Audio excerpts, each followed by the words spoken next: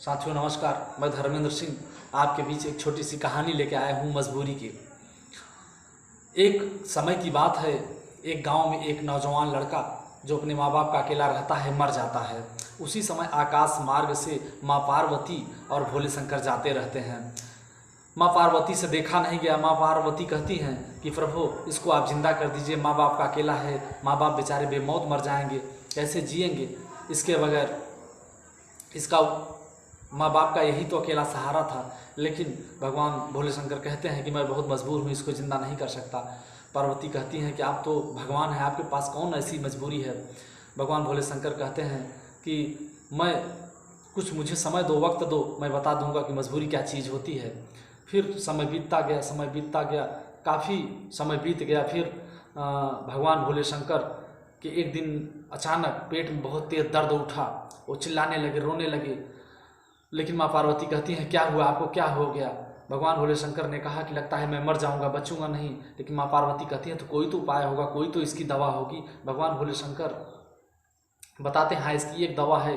20 कोस दूर एक पोखर है, तालाब है, वहाँ से दिन डूबने के पहले यदि मछली आ जाए, मैं खा लूँ तो मेरी जान बच सकती है, वरना मैं मर जाऊँगा।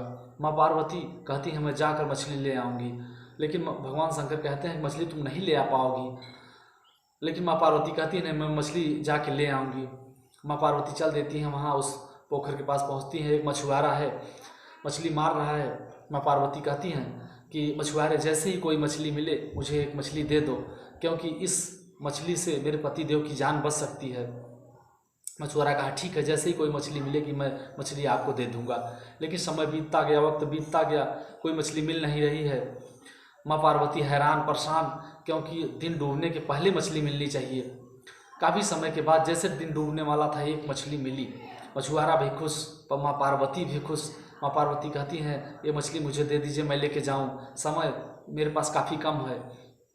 मछुआरा कहता है मछली नहीं दूंगा आपको, मेरे भी छोटे छोटे बच्चे हैं, मैं ले जाके अपने बाल बच्चों को खिलाऊंगा।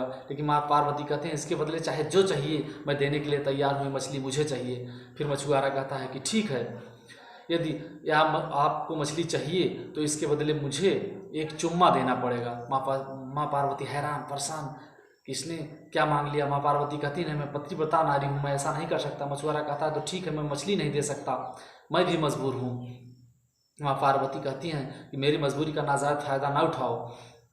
लेकिन मछुआरा कहता है कि ओट करके आट करके मुझे एक चुम्मा आप दे दीजिए, मछली लेके जाइए। लेकिन माँ पार्वती पूरी तरीके से एकदम मजबूर होके क्या करें। फिर जो है उसको ये मछुआरे को चुम्मा दिया, वो मछली लेकर चल दिया। मछली जैसे लेके पहुंची भगवान भोले शंकर के पास, भगवान भोले शंकर ने मछली खाया, उनके पेट का दर्द ठीक हो गया।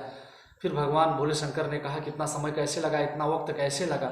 माँ पार्वती ने कहा कि प्रभु मैं बहुत मजबूर हूँ, मैं कैसे बताऊँ ये मजबूरी, कैसे बताऊँ मैं किस मजबूरी में मछली ले आई हूँ, मैं आपको बता नहीं सकती।